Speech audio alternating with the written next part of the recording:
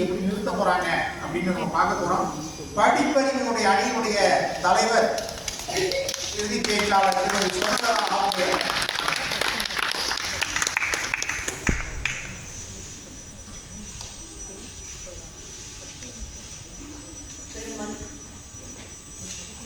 பெரும் மதிப்பிற்கும் மரியாதைக்குரிய நடுவரவர்களுக்கும் சக பேச்சாளர் பெருமக்களுக்கும் நிகழ்ச்சி ஏற்பாட்டாளர்களுக்கும் மற்றும் அவை நிறைந்திருக்கும் கற்றறிந்த சான்றோர்கள் அத்துணை பேருக்கும் என் பணிவான வணக்கமும் பொங்கல் நல்வாழ்த்துக்கள். நடுவரவர்களே, ஒரு 2 பேரு ஒரு தேர்வு எழுத போறாங்க.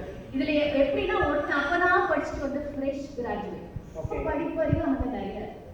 இன்னொருத்த எப்படின்னா ஏற்கனவே ஒரு தடவை எழுதி தோல்வி அடைந்து திரும்ப எழுத போறான். அப்ப அவன் வந்து பட்டறிவு மிக்கவன். இவங்க 2 பேரோட மனநிலை எப்படி இருக்குன்னு பாருங்க. இந்த படிச்சுட்டு இப்பதான் வந்தா பாத்தீங்களா, அவன் எனக்கு முழுக்க மறுநாளை பத்தி நாளைக்கு என்ன கேள்வி வரும், எந்த செக்ஷனுக்கு எவ்வளவு நேரம் ஒதுக்கலாம்னு எதிர்காலத்தை பத்தி யோசிப்பான். நம்மால பட்டறிவுவாதி இருக்கானே, எனக்கு முழுக்க போன வருஷத்துக்கு போயிடும்.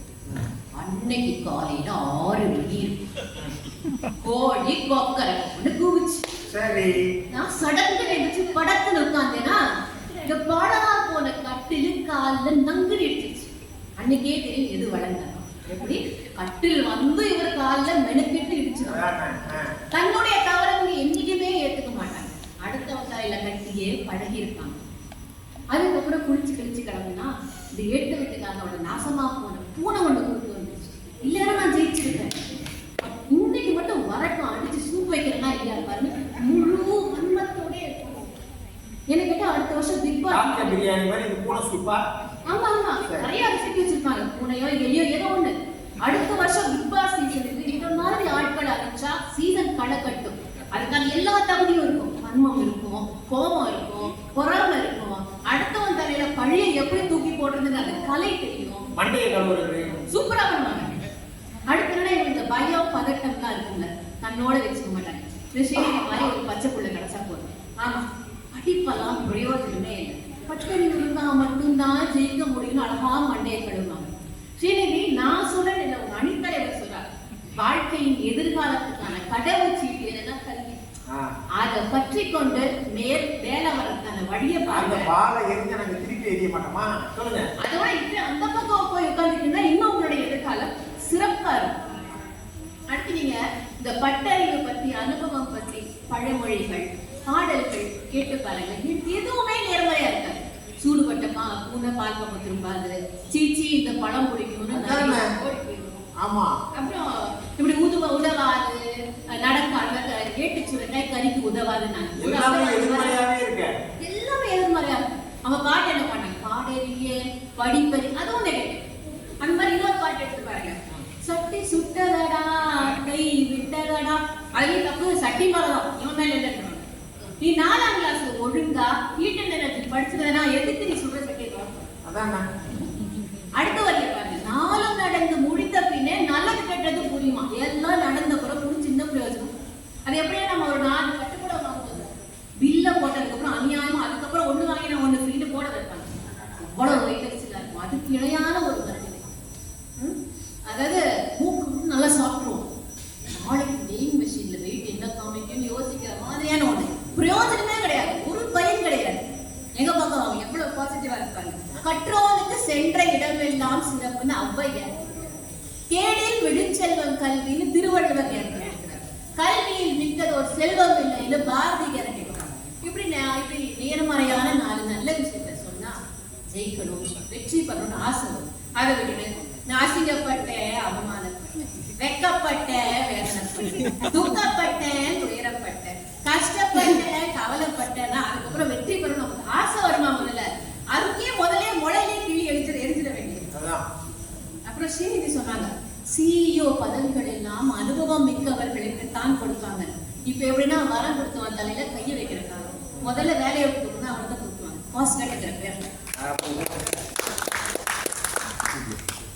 அப்புறம் வெண்ணிதான் கண்ணதாசன் கூடவே வாழ்ந்த மாதிரி கண்ணதாசன் கடவுளோட பேசின அந்த அனுபவத்தெல்லாம் தன்னோட அனுபவம் மாதிரியே பேசினாங்க. ஏன்னா அவங்க ஊருக்கு பக்கத்துல தான். அது அவருடைய அனுபவம். நீங்க என்ன பண்ணி அதை படிச்சுட்டு வந்து பேசிட்டு இருக்கீங்க. அப்ப உங்களுக்கு உதவுறது படிப்பு.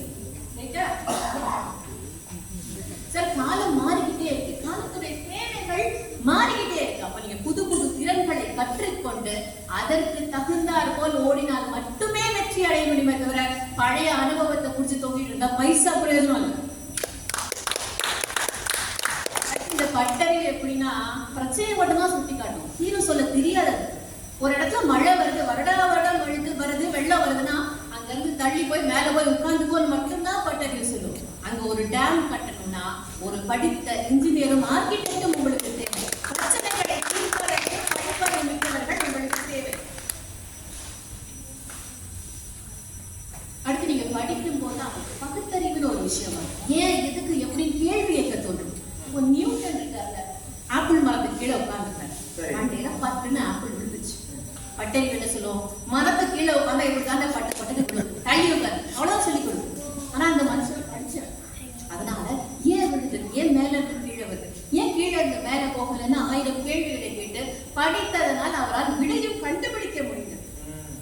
அடுத்து தம்பி சொன்னார் நடுவரை, நீங்கள் அனுபவம் மிக்கவர்கள், சீனியர், அதனாலதான் நடுவர் பொறுப்பு உங்களுக்கு கொடுத்திருக்காங்க.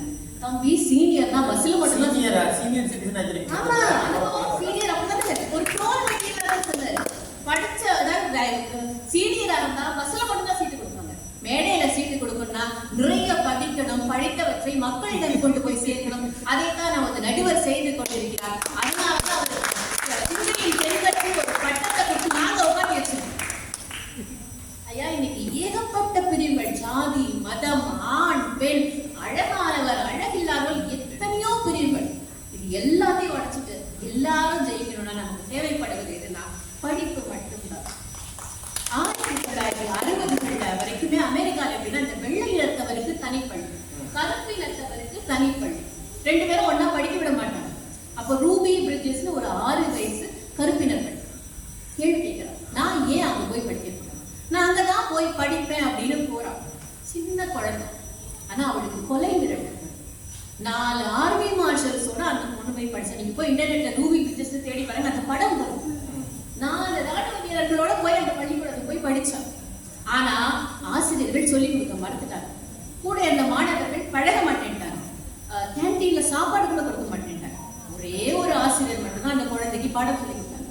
ஆனா அதுக்கெல்லாம் அசரல, எனக்கு கல்வி வேணும், அதுதான் முன்னேற முடியும், ரொம்ப ஸ்ட்ராங்கா நம்பி நான் படிச்சா டாக்டரேட் பட்டம் படித்து பல இன்னைக்கு பட்டங்கள் கிடைச்சிருக்கு. இன்னைக்கு அமெரிக்காவுடைய மிக உயரிய விருதான பிரசிடென்ஷியல் சிட்டிசன் அவார்டு அந்த குழந்தைக்கு கிடைச்சிருக்காங்க, பெண்ணுக்கு. எந்த எலிமெண்டரி ஸ்கூல்ல இருந்து அந்த பொண்ணு வெளியேற்ற முயற்சி செய்தார்களோ அந்த பள்ளியில அவளுக்கு ஒரு சிலை வைத்திருக்கிறார். அப்போ படித்தவர்கள் தான் வரலாறு படைப்பார்கள். இதோட என்ன சிறந்த உதாரணம் வேண்டும். அடுத்து எப்படின்னா, படிச்சவனுக்கு ஒரு கஷ்டம் வருதுன்னா என்னடா வாழ்க்கைன்னு துவண்டு உட்கார்ந்துட மாட்டான். ஒரு கதவை மூடினால் அடுத்த கதவை தேடி போவான். ஒருவேளை கதவே கிடைக்கலன்னா சுவரை உடைச்சிட்டு வெளியே போறது எப்படி நமக்கு தெரியும். அப்படி போகிறப்ப தனக்கு பின்னாடி ஒரு 1000 பேருக்கான வழித்தடங்களை அவன் அமைத்துக் கொண்டே போவான். பீகார்ல ஆனந்த் குமார்னு ஒருத்தர் கணித மேதை, நல்லா படிக்கிறார், நிறைய மார்க். கேம்பிரிட்ஜ் யூனிவர்சிட்டி அவருக்கு இடம் கிடைக்குது, ஆனா கையில காசு, லோன் கிடைக்குது.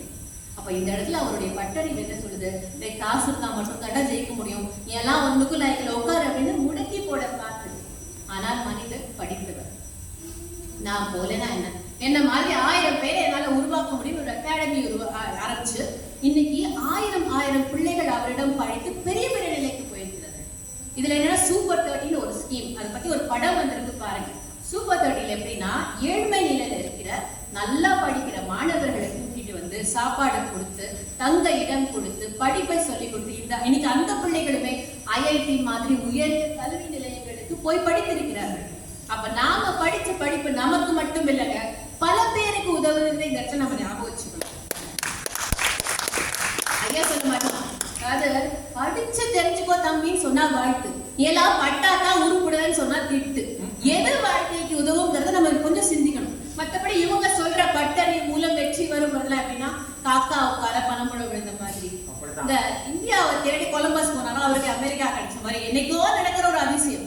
ஆனால் படித்தால் வெற்றி பெறலாம் என்பது தினம் நிச்சயமா காலையில சூரியன் உதிக்கும், இரவுல தூக்கம் வருங்கிற மாதிரி நிதர்சனங்கள், நிரூபிக்கப்பட்ட உண்மைகள். அதை படிக்காமல் அனுபவம் கிடைக்கும், இல்லைன்னு சொல்லல. ஆனா அது பெரும்பாலும் உங்களுடைய தோல்வியை தான் கொண்டு போய் முடிவிடும். ஆனா படிச்சதுக்கு அப்புறம் ஒரு பட்டறிவு வருதுல, அது நிச்சயமாக நம்ம வாழ்க்கையை உதவுங்கிறதுல எந்த சந்தேகமும் இல்லை. அதனாலதான் திருவள்ளுவர் சொல்வார், கசடர கற்ற பின் நிற்க அதற்கு தக. முதல்ல நல்ல படி, அதுக்கப்புறம் கிடைக்கிற அனுபவங்கள் உனக்கு உதவும் அப்படிங்கிறத சொல்றாரு. அதுக்கு உதாரணம் நம்ம போய் லைப்ரரியில போய் கேட்டவங்க, எங்க வீட்லயும் உங்க வீட்லயும் இருப்பாங்க. எங்க அம்மா அப்பா படிச்சாங்க, என்ன படிக்க வச்சாங்க, எங்க வீட்டு நிதி நிலைமை உயர்ந்தது. ஒரே ஒரு நான் படிச்சேன், என் பிள்ளைகளை படிக்க வைக்கிறேன், இப்ப மேடையை வந்து பேச முடியுது. என்னுடைய கணவர் படித்தார், திருக்கடலோடு திரவியம் தேடிக்கொண்டிருக்கிறார், எல்லாருமே வெற்றி பெற்றிருக்கிறோம். அதனால ஒன்னே உன தெளிவா புரிஞ்சுப்போம், பட்டிமன்ற தலைப்புல மட்டும்தான் படிப்பறிவுக்கு முன்னாடி பட்டறிவு வருது. வாழ்க்கையில படிப்பறிவுக்கு பிறகு பட்டறிவு வந்தால் மட்டும்தான் வெற்றி பெற முடியும். மற்றபடி இவங்க சொல்றதெல்லாம் ஒரு பொழுதுபோக்க நினைச்சு கேட்டுட்டு இங்கே விட்டுட்டு வீட்டுக்கு போய் பிள்ளை குட்டிகளை படிக்க வைக்கிற வழி.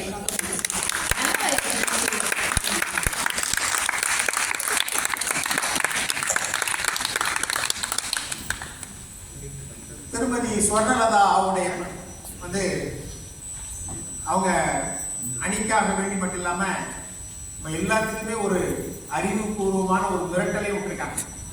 ஒழுங்கான போய் படிக்க வைக்கிற வேலையை பாருங்க. நல்ல சில செய்திகள் எல்லாம் சொன்னாங்க. இந்த கருப்பின பெண்ணுக்கு ஏற்பட்ட நிலை, ஆனா அவங்க விடாமுயற்சியோடு படித்ததனால், இந்த படிப்பறிவை பெற்றதுனால அவங்க எந்த பள்ளிக்கூடம் மறுத்ததோ அந்த பள்ளியிலேயே அவர்களுக்கு சிலை வைக்கப்பட்டிருக்கிறது. அப்படின்னப்போ அந்த படிப்பறிவினுடைய முக்கியத்துவம், அதனுடைய வெற்றி என்னங்கிறத மிக அருமையான முறையில சொல்லியிருக்கிறாங்க. 6 பேச்சாளர்களும்